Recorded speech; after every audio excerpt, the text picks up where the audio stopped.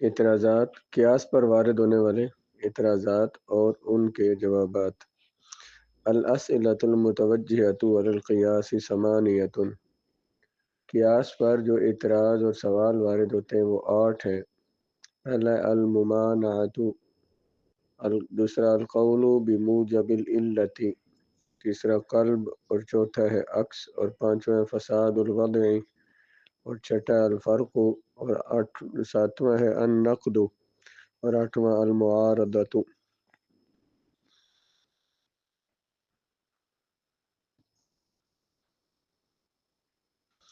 یہ شرح میں ایک بات لکھی ہے کہ یہاں سے مناظرہ اور ایک دوسرے سے مقابلہ کا طریقہ سکھایا جا رہا ہے کہ ایک فریق کو دوسرے فریق کے دعویٰ کی جمع، ایک فریق کو دوسرے فریق کے دعووں پر کس قسم کے اعتراض کرنے چاہیے، ایک بندے کو دوسرے کے کن کن دعووں پر کیسے اعتراض کرنے چاہیے تاکہ مناسب اور صحیح اعتراضات کیے جائیں اور مکابرہ وغیرہ سے اعتراض کیا جائے۔ مکابرہ کیا ہوتا ہے؟ ایک دوسرے کو بڑا دکھانا، ایک دوسرے کی بڑائی ثابت کرنا، ہر بندہ اپنی بڑائی ثابت کرنے کی کوشش کرے، تو یہ مناظرہ نہیں ہوتا۔ مناظرہ کا مطلب ہوتا ہے ناظر یناظر، نظر سے بنا ہے، نظر غور و فکر کو کہتے ہیں کہ دو بندوں کا مل کر کسی شرعی دلیل میں غور و فکر کرنا اور اس سے نتیجہ نکالنا، اس کو مناظرہ کہا جاتا ہے۔ کیونکہ شوافع جو ہے علت تردیہ کے قائل ہیں، بس جب علت پائی جائے گی تو حکم پایا جائے گا، جب علت نہیں پائی جائے گی تو حکم بھی نہیں پایا جائے گا۔ اسے دوران حکم کہتے ہیں۔ دوران کا معنی ہوتا ہے گھومنا، کہ حکم علت کے ساتھ گھومتا ہے، علت کے ساتھ ساتھ ہوتا ہے۔ علت پائی جائے گی تو حکم پایا جائے گا، علت نہیں پائی جائے گی تو حکم نہیں پایا جائے گا۔ اور دار یدور دورن، دورہ کرنا، اسی کو کہتے ہیں گھومنے کو۔ جبکہ احناف علت مؤثرہ کے قائل ہیں کہ اس علت کی تأثیر کسی نہ کسی جگہ ظاہر ہوئی ہو، تو ایک حنفی کے لیے مناظرہ کا بہتر، علت مؤثرہ کے قائل ہیں کہ علت کا اثر کہیں نہ کہیں ظاہر ہوا ہو۔ ایک حنفی کے لیے مناظرے کا بہترین طریقہ یہ ہے کہ وہ ایسے اعتراض کرے کہ شوافع کو مجبور کر دے کہ وہ علت مؤثرہ کے قائل ہو جائیں۔ ان اعتراضات کی 8 قسمیں ہیں۔ ان میں سے فساد وضع کا اعتراض احناف پر وارد نہیں ہو سکتا، ایسے ہی ممانعت بھی علت تردیہ پر اعتراض یہ وارد ہوتا ہے۔ اس کے علاوہ اور اعتراضات احناف پر وارد ہو سکتے ہیں، تاہم سب سے قوی اعتراض نقض ہے اور سب سے مقدم اعتراض منع ہے۔ ان کو آگے پڑھتے ہیں کیا اور اعتراض کیسے ہوتے ہیں۔ اما الممانعۃ فنوعان، ممانعت کسے کہتے ہیں؟ معترض معلل کی دلیل کے کل مقدمات یا بعض مقدمات کو قبول کرنے سے انکار کرے۔ معلل کیا ہوتا ہے کہ ہم نے ایک حکم جس کو مقیس علیہ بنانا ہے، اس میں جو علت ثابت کی کہ یہ اس میں جو حکم لگایا گیا ہے، اس کا جو حکم بیان کیا گیا چیز حلال ہے یا حرام ہے، مثلا شراب کی ہم نے مثال دی کہ شراب حرام ہے، اس کی علت نکالے گئی کیا؟ معلل نے کہ نشہ ہے، تو یہ نشہ جس چیز میں پایا جائے گا تو وہ حرام ہو جائے گی۔ اب شراب جو ہے یہ مقیس علیہ ہے اور باقی ساری چیزیں اس پر مقیس ہوگی جن کو اس پر قیاس کریں گے۔ اب معترض اعتراض کرنے والا معلل علت نکالنے والے کی دلیل کے کل مقدمات یا بعض مقدمات کو قبول کرنے سے انکار کر دے، ممانعت۔ تو معلل نے جو دلیل دی ہے اس دلیل کو مکمل طور پر یا کچھ مقدمات اس کے ان کو ماننے سے انکار کر دے۔ اس کی 2 قسمیں منع الوصفی والثانی منع الحکمی۔ ممانعت کی 2 قسمیں اور حقیقت میں اس کی 4 قسمیں ہیں۔ معترض معلل کے بیان کردہ وصف کے علت ہونے کا ہی انکار کرے۔ معترض جو ہے معلل نے علت نکالنے والے نے جو حکم کی علت نکالی ہے اس علت کا انکار کرے، اس علت کو ہی نہ مانے۔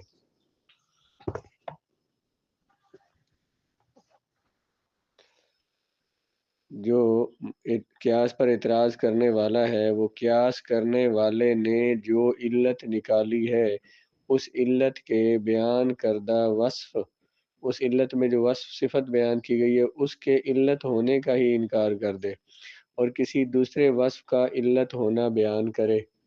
جو علت بیان کی گئی ہے، جس صفت کو علت بنایا ہے معلل نے، تو اعتراض کرنے والا اس صفت کے علت ہونے کا انکار کر دے۔ مثلا جیسے ہم نے کہا کہ شراب کے حرام ہونے کی علت کیا ہے؟ نشہ ہے، تو اعتراض کرنے والا اس علت کے علت بننے کا یہ اعتراض کر دے، اس پر اعتراض کر دے کہ یہ شراب کے حرام ہونے کی یہ علت نہیں ہے، وصف کے علت ہونے کی صلاحیت کا انکار کر دے کہ وہ وصف اس حکم کی علت بننے کی صلاحیت ہی نہیں رکھتا۔ یعنی یہ نشہ جو ہے، نشہ، یہ بات وہ ایک ہی بنتی ہے کہ وصف کے علت ہونے کی صلاحیت کا انکار کرے کہ یہ جو جس کو علت بنایا ہے نا تم نے، یہ علت بن ہی نہیں سکتا۔ جس چیز کو تم نے علت بنایا ہے، جس وصف کو، تو وہ وصف علت بن ہی نہیں سکتا ہے۔ اس طرح منع حکم کی بھی دو قسمیں ہیں، یہ کہ مطلق حکم کا انکار کر دے کہ ہم یہ حکم مانتے ہی نہیں بلکہ حکم کوئی دوسری چیز ہے، یا پھر یہ ایک حکم کا تو انکار نہ کرے مگر حکم کو اس وصف کی طرف منسوب نہ کرے۔ یہ جو ہم نے کہا، مثلا حکم لگایا کہ جی مثلا شراب تو حرام ہے، اس کو تو قرآن نے کہا، اس کا تو انکار نہیں کر سکتے، اس سے جو آگے حکم ثابت کیا، مثلا پہلی تو بات ہے علت کا انکار کر دے کہ نشہ علت نہیں ہے اس میں شراب کے حرام ہونے کی، وہ علت کی بات پیچھے آئی۔ ابھی بندے نے کہا جی کہ مثلا نبیذ کسی نے کہا کہ حرام ہے، یا کسی نے کہہ دیا کہ جی یا سگریٹ حرام ہے، کیوں جی نشہ دیتی ہے۔ اب یہ جو اس پر حرام ہونے کا حکم لگایا نا، اس کا انکار کر دے، یعنی ہم یہ حکم مانتے ہی نہیں کہ اس پر یہ والا حکم لگتا ہے سگریٹ پر کہ یہ حرام ہے، یا پھر یہ کہ حکم کا انکار تو نہ کرے مگر حکم کو اس وصف کی طرف منسوب نہ کرے جسے مدعی نے بیان کیا ہے۔ حکم کیا تھا اس کا حرام ہونا؟ یعنی یہ کہے کہ حکم کا انکار تو نہ کرے، جی ٹھیک ہے جی ہم نے کہہ دیا کہ سگریٹ حرام ہے، لیکن جو اس کی وجہ آپ نے بیان کی ہے نا، وہ وجہ نہیں ہے اس کے حرام ہونے کی، وجہ کوئی اور ہے۔ جو آپ نے وجہ علت بیان کی ہے نشہ، یہ اس کی حرام ہونے کی علت نہیں ہے، علت کوئی اور ہے۔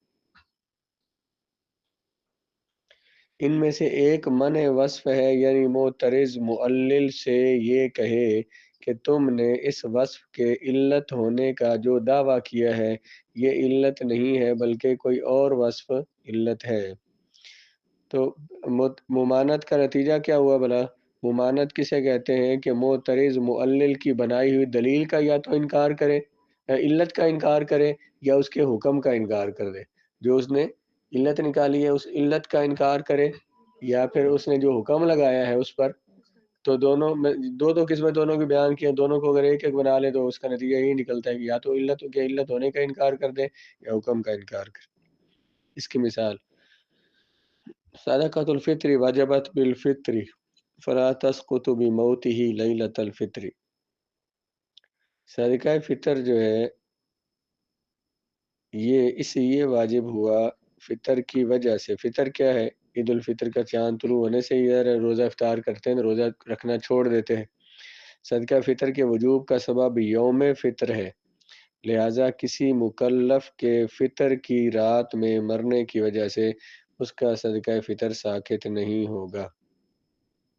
مسئلہ شفافی نے کیا بیان کیا کہ صدقہ فطر کا سبب کیا ہے؟ فطر کا دن۔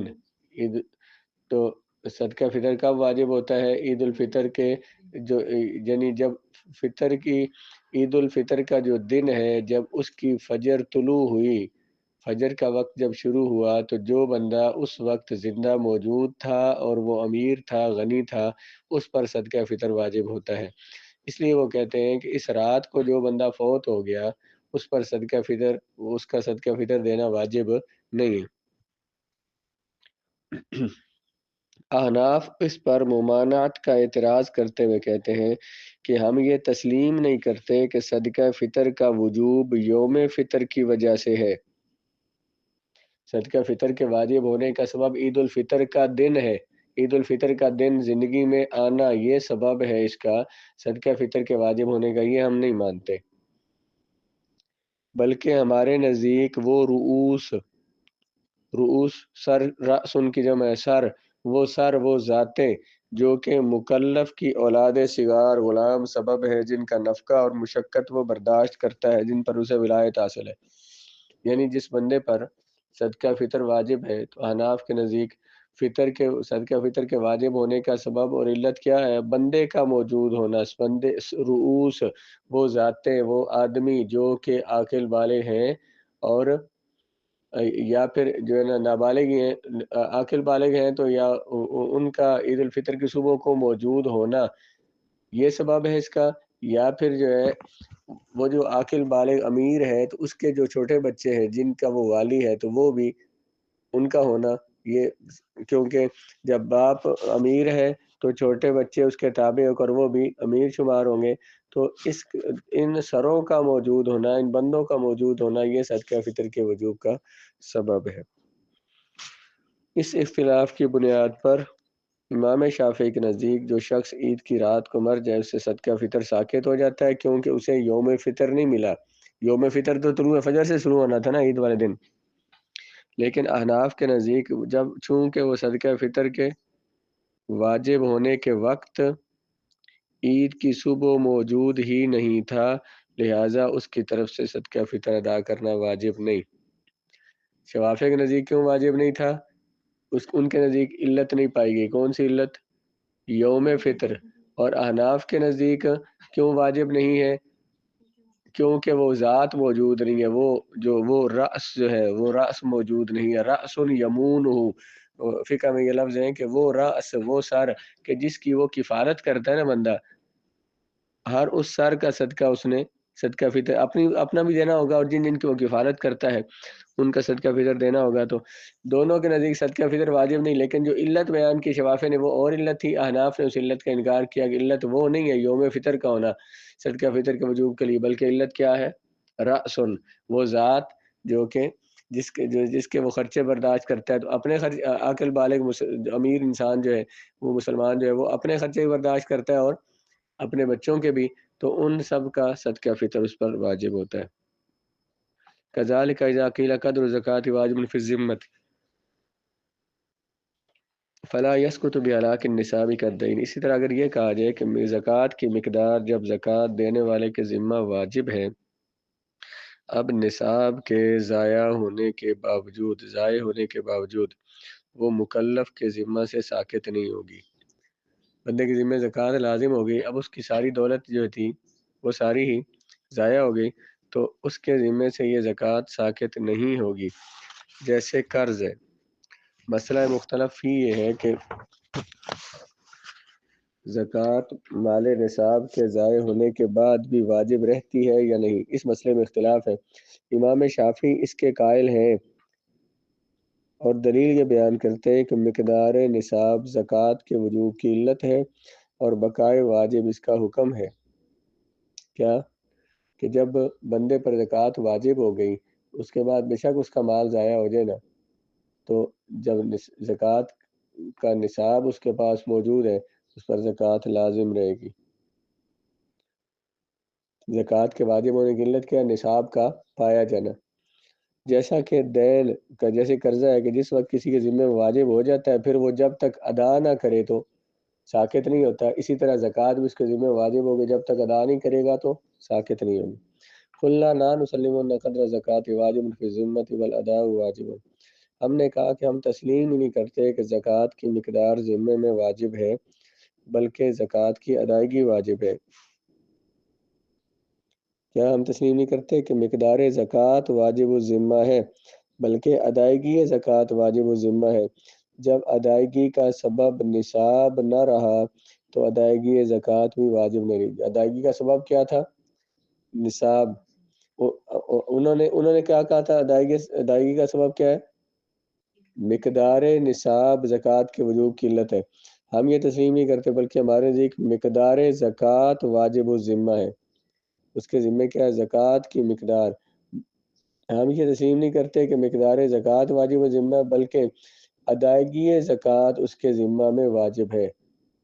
اس کے ذمہ میں کیا واجب ہے؟ زکوٰۃ کی ادائیگی۔ وہ کہتے ہیں کہ مقدار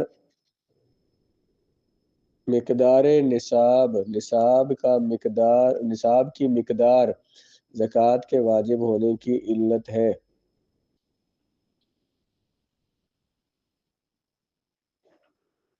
اور بقائے واجب بندے کے ذمے میں باقی رہتا ہے، نصاب زکوٰۃ کا نصاب کی مقدار اس کے واجب ہونے کی، زکوٰۃ کے واجب ہونے کی علت ہے زکوٰۃ کے نصاب کی مقدار، جیسا کہ تو جب یہ زکوٰۃ کا نصاب پایا گیا ہے تو اس کے ذمے میں زکوٰۃ واجب ہے، جیسے کہ قرضہ دینا ہو تو قرضہ بندے کے ذمے میں واجب رہتا ہے۔ انہوں نے دلیل دی، اناف نے کہا قدر زکوٰۃ واجب فی ذمتی بل ادا واجب، ہم یہ تسلیم نہیں کرتے کہ زکوٰۃ کی نصاب کی مقدار ذمے میں واجب ہے، بلکہ ادائیگی زکوٰۃ واجب فی ذمہ ہے۔ جب ادائیگی کا جو سبب ہے نصاب وہ نہیں رہا تو زکوٰۃ کی ادائیگی بھی واجب نہیں رہی۔ اگر اس پر پھر اعتراض ہوتا ہے کہ الواجب اداؤہ فلا یسقط بالہلاک کالدین بعد المطالبۃ، اگر اعتراض کرنے والا یہ کہے کہ واجب تو زکوٰۃ کی ادائیگی ہے تو مال کے ہلاک ہونے سے وہ ادائیگی تو ساقط نہیں ہوتی، جیسے قرضہ، اگر قرض مانگنے والا قرضے کا مطالبہ کرے تو قرضہ ساقط نہیں ہوتا۔ قلنا لا نسلم ان الادا واجب فی صورت الدین بل حرم المنع حتی یخرج عن العہدۃ بالتخلیۃ، ہم یہ تسلیم نہیں کرتے کہ جب قرضہ واجب ہو جائے بندے، وہ جو انہوں نے دلیل جس پر قیاس کیا، قرضے پر قیاس کیا انہوں نے، قرضہ جب ذمے میں لازم ہو جائے تو قرضہ دینا ہوتا ہے، زکوٰۃ بھی جب ذمے لازم ہوگی تو دینی پڑے گی، اس کا رد کرتے ہیں، کہتے ہیں کہ ہم یہ تسلیم نہیں کرتے ان ادا واجب فی صورت الدین، کہ یہ جو زکوٰۃ کی ادائیگی ہے یہ بھی قرضے کی صورت میں واجب ہے، یہ ہم بات نہیں مانتے۔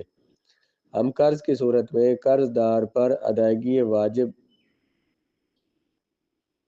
ہم کہتے ہیں کہ قرض کی صورت میں قرض دار پر واجب کی ادائیگی نہیں ہوتی، بلکہ قرض دار پر حرام ہے کہ وہ اپنے مال سے قرض خواہ کو قرض کی مقدار وصول کرنے سے منع کرے، یہاں تک کہ وہ قرض دار قرض خواہ کے لیے کسی قسم کی رکاوٹ نہ ڈالے اور قرض کی ادائیگی کے ذمہ سے عہدہ برآ ہو جائے، تو وہ قرض کی صورت میں ادائیگی واجب نہ ہوئی، بلکہ اس پر زکوٰۃ کی ادائیگی کو قیاس نہیں کیا جا سکتا۔ کہتے ہیں کہ قرض جس پر لازم ہو گیا اس نے دینا ہے، لیکن دینے کا مطلب یہ ہے، اس کی صورت یہ ہے کہ وہ خود دے، اگر وہ خود نہیں دیتا تو اس کی اجازت کے بغیر بھی خود بخود بھی وہ جو قرض مانگنے والا ہے وہ اس کے مال میں سے قرض وہ لے سکتا ہے، بھئی وہ نہیں دے رہا تو اسے ہر صورت میں وہ لے سکتا ہے۔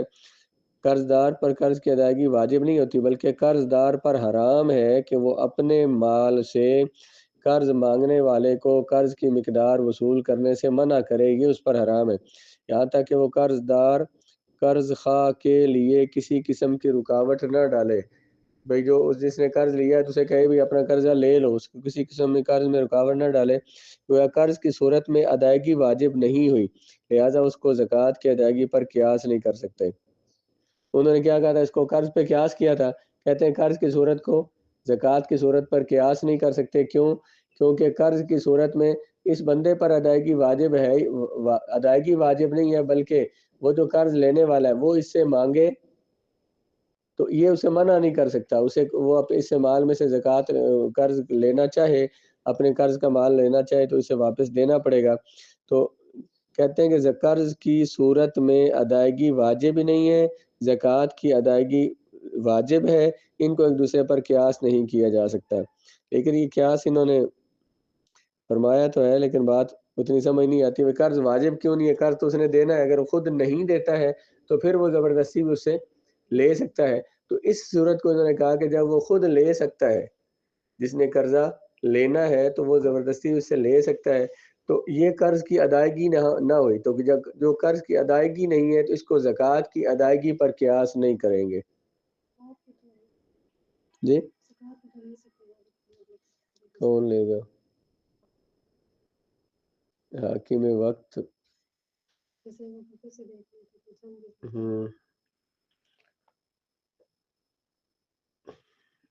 ایسے صورت وہ والی بنتی ہے، اس سے اگلی آسان مثال ہے، وہ اسی طرح کہا کہ المسح رکن فی باب الوضوء، کہ وضو کے جتنے بھی ارکان ہیں ان کو 3 دفعہ کرنا سنت ہے، وضو کے جتنے ارکان ہیں ان کو 3 دفعہ دھونا سنت ہے، تو مسح بھی جو ہے یہ نماز وضو کا رکن ہے، تو رکن ہونے میں جو علت ان میں پائی جا رہی ہے، ہاتھ دھونا جو ہے، بازو دھونا، چہرہ دھونا، پاؤں دھونا، وہ رکن ہے، ان کو 3 مرتبہ دھوتے ہیں، تو مسح کرنا بھی تو رکن ہے، تو اسے بھی 3 بار ہونا چاہیے۔ قلنا لا نسلم ان التسلیس مسنون فی الغسل بل اطالۃ الفعل فی محل الفرض زیارت الفرض، ہم کہتے ہیں کہ جو آپ نے یہ کہا ہے حکم کو رد کیا، یہاں پہ حکم کیا تھا کہ مسح پر حکم کیا لگایا جائے کہ مسح بھی 3 بار کرنا ہے، رکن ہونا علت ہے جو باقیوں میں ہے، تو جو جس طرح باقی اعضاء جو ہے وہ اعضاء کا دھونا وضو کا رکن ہے اور وہ اعضاء 3 بار دھوئے جاتے ہیں، تو مسح بھی وضو کا رکن ہے، اس کو بھی 3 بار دھویا جائے گا۔ جو حکم دھونے والوں پر لگا وہی حکم مسح پر لگایا جائے، تو منع الحکم کا مطلب یہ ہے کہ ہم یہ حکم نہیں مانتے۔ علماء اناف اس پر اعتراض کرتے ہیں کہ ہم تسلیم نہیں کرتے کہ بلکہ انہوں نے جو حکم لگایا ہے کیا کہ ہر عضو کو 3 بار دھونا سنت ہے، کہتے ہیں ہم یہ مانتے ہی نہیں کہ ہر حکم عضو کو 3 بار دھونا سنت ہے، بلکہ سنت یہ ہے اطالۃ الفعل فی محل الفرض، محل فرض میں فعل کو لمبا کرنا، محل فرض میں فعل کو لمبا کرنا، وہ کیا ہے؟ لیکن اب بازو دھونا ہے تو بازو کو 3 بار دھونا کہتے ہیں، ہم یہ کہتے ہیں یہ 3 بار دھونا سنت نہیں ہے، بلکہ اس کو کافی دیر دھونا یہ سنت ہے۔ اطالۃ الفعل فی محل الفرض، یہ جو محل فرض ہے، محل فرض کیا ہے؟ یہ بازو کو دھونا، یہ جو فرض کی ادائیگی کی جگہ ہے بازو جو ہے، اس کو لمبا وقت دھونا یہ فرض ہے۔ بل اطالۃ الفعل فی محل الفرض زیارت الفرض، تو دیکھیں ہم تسلیم نہیں کرتے کہ عرض کا 3 بار دھونا مسنون ہے، بلکہ محل فرض میں عمل فرض پر زیادتی کرتے ہوئے، عمل فرض کیا دھونا، اس پر زیادتی کرتے ہوئے اسے لمبا کرنا دراز کرنا یہ سنت ہے، یعنی محل فرض میں عمل فرض کی تکمیل کے لیے جو کام کیا جائے وہ سنت ہے۔ انہوں نے کیا کہا تھا کہ 3 دفعہ دھونا ہے، کیونکہ 3 دفعہ دھونا ہے، تو 3 دفعہ دھونا سنت ہے، تو 3 دفعہ مسح کرنا بھی سنت ہوگا۔ کہتے ہیں ہم یہ کہتے نہیں کہ 3 دفعہ دھونا سنت ہے، ہم تو کہتے ہیں کہ دھونا اطالۃ الفعل، فعل کو لمبا کرنا یہ سنت ہے، جو فعل جو دھو رہے ہیں نا اس دھونے کو زیادہ ٹائم دھونا، لمبا کرنا اس کو، یا یہ کہ اس عضو کو زیادہ دھونا، یہ لمبا کرنے کا مطلب کہ اوپر تک دھونا اس کو، یہ سنت ہے۔ تو جس جو آپ حکم لگا رہے تھے کہ 3 دفعہ دھونا سنت ہے، ہم نے اس حکم کا انکار کر دیا، جب اس حکم کا انکار کیا تو وہ حکم مسح پر نہیں لگ سکتا کہ اس پر باقی اعضاء پر قیاس کرتے ہیں مسح بھی 3 بار کیا جائے۔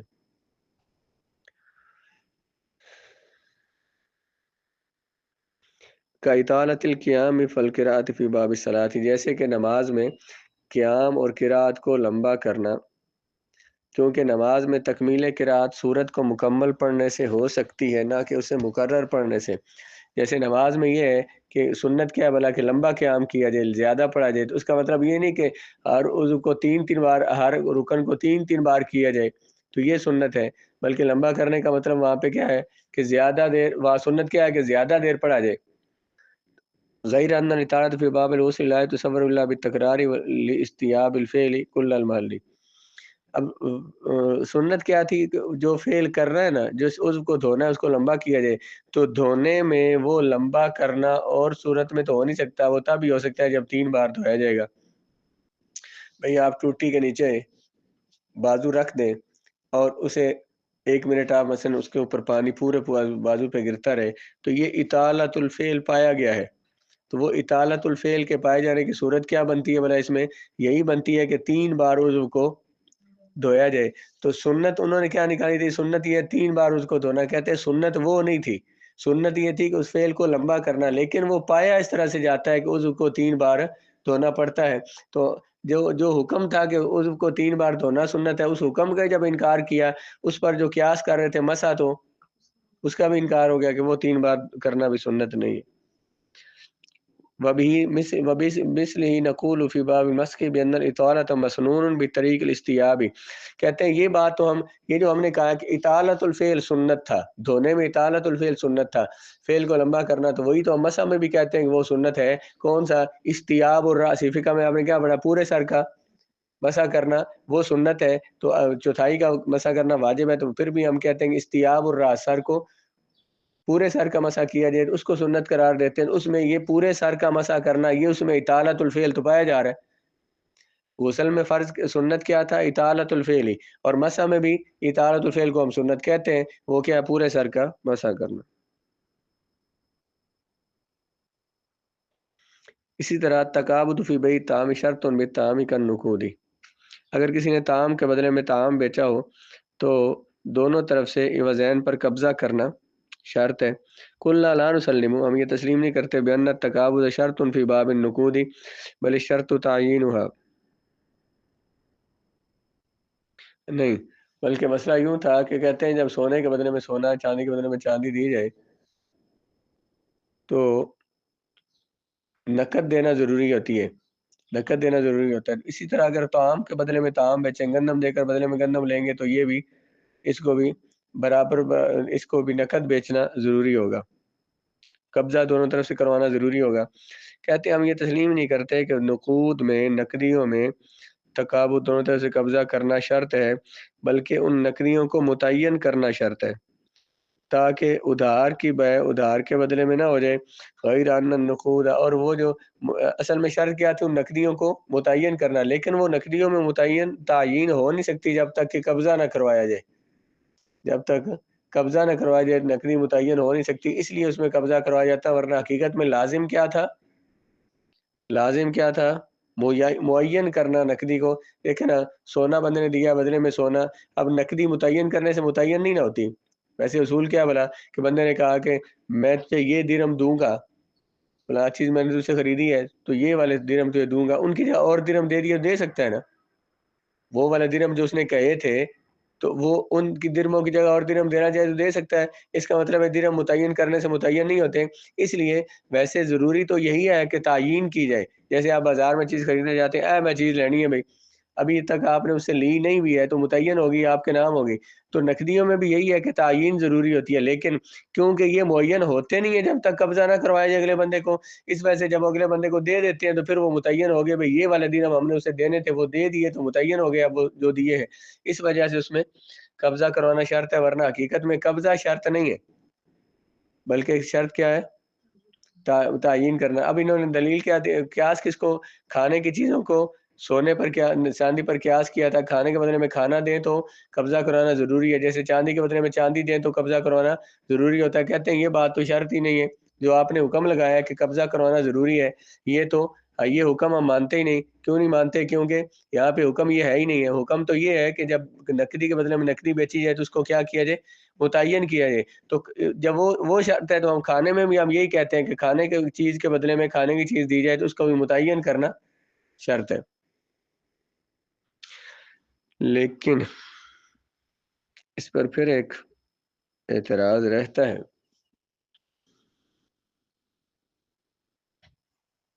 اگر ہم اس کو قبضہ نہ کروائیں وہ سود والی صورت پائی جائے گی نا پھر، کہ جنس کے بدلے میں جب جنس ہو تو برابر برابر دی جائے اور نقد دی جائے، ادھار کریں گے یا کمی زیادتی کریں گے تو سود ہوگا۔ اس پر آگے انہوں نے کلام نہیں فرمایا۔